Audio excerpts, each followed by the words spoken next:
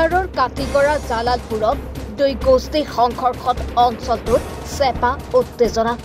অঞ্চলটোত মোতায়েন কৰি ৰখা হৈছে বিশাল আৰক্ষী আৰু CRPF বাহিনী।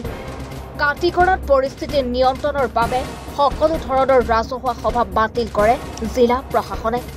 ইপিনে প্ৰশাসনৰ নিৰ্দেশলৈ গুৰুত্ব নিদি কালাইন বিদ্যুৎ কাৰ্যালয়ত সাব্যস্ত কৰে প্ৰতিবাদী সভা।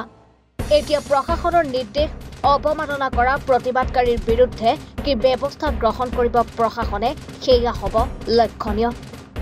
আসামব্যাপী আমাদের আসাম প্রদেশ কংগ্রেস কমিটির নির্দেশে এবং শিলচর জেলা কংগ্রেসের সহযোগিতায় আজকে কালাইন এবং কাটিগড়া ব্লক কংগ্রেসের যৌথ ব্যবস্থাপনায় আজকের যে ধর্ণা কর্মসূচি সেটা আমরা বৃহৎ আকারে করার কথা ছিল, কিন্তু আমরা সবাই জানি গতকালকে জালালপুরে যে অপ্রীতিকর যে ঘটনা যেটা ঘটেছে সেটার পরিপ্রেক্ষিতে আমরা আজকের প্রোগ্রামটারে আমরা সীমিতভাবে আজকের প্রোগ্রামটারে কর্মসূচি আমরা হাতে নিয়েছি।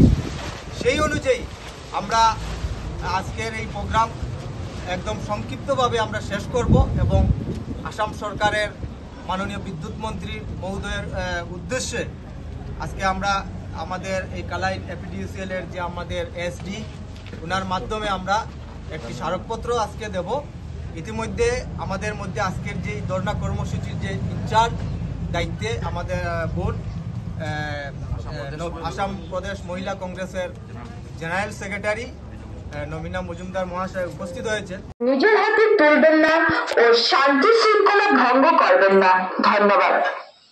শুধু কাটিগড়াবাসী জনসাধারণ আপনাদের অবগতির জন্য জানানো চাইতেছে যে গতকালের ঘটনায় আসামিদের গ্রেফতার করা হয়েছে। তার সঙ্গে সবাইকে কাছাড় জেলা প্রশাসনের পক্ষ থেকে নির্দেশ দেওয়া যাইতেছে যে আপনারা কোনো প্রকার মিছিল বের করবেন না, একসঙ্গে একাধিক ব্যক্তি চলাচল করবেন না, আর নিজের হাতে তুলবেন না ও শান্তি শৃঙ্খলা ভঙ্গ করবেন না। ধন্যবাদ। কাটিগড়াৰ পৰা পাৰ্থ সাৰথীৰ ৰিপৰ্ট, এনি ভাৰত 24।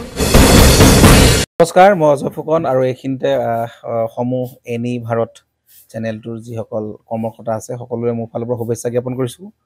অসমৰ আচলতে সংবাদ জগতত নতুনকৈ আচলতে এটি আত্মপ্ৰকাশ ঘটিছে আমাৰ নিউজ চেনেল এনি ভাৰত, আৰু এনি ভাৰতৰ এটা খুব ধুনীয়া এটা অনুষ্ঠান হ'বলৈ গৈ আছে।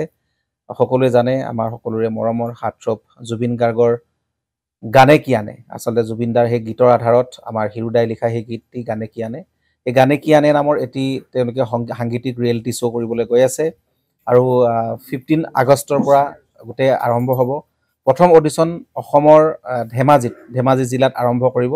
গতিকে সমূহ যিসকল প্ৰতিভা আছে, যিসকলে গান ভাল পায়, যিসকলে তেওঁলোকৰ নিজৰ প্ৰতিভা আচলতে দেখুৱাব বিচাৰে, এই ৰিয়েলিটি শ্ব'ত গানে কি আনে এই প্ৰতিযোগিতাত অংশগ্ৰহণ কৰক আৰু খুব ধুনীয়া আপোনালোকে সুবৰ্ণ সুযোগ লাভ কৰিব। লগতে ইয়াতে পুৰস্কাৰ আছেই, বিভিন্ন ধৰণৰ উপহাৰো আপোনালোকে লাভ কৰিব, আৰু লগতে এগৰাকী প্ৰতিষ্ঠিত আচলতে এগৰাকী শিল্পী হিচাপে অসমৰ সাংস্কৃতিক জগতত আপোনালোক প্ৰতিষ্ঠা লাভ কৰিব। গতিকে গোটেই অনুষ্ঠানটোলৈ মোৰ ফালৰ পৰা শুভকামনা থাকিল, আৰু লগতে এই অনুষ্ঠানটোত আপোনালোকে অংশগ্ৰহণ কৰিব। আমিও আছোঁ আৰু সকলোকে আমি লগ পাম। ধন্যবাদ।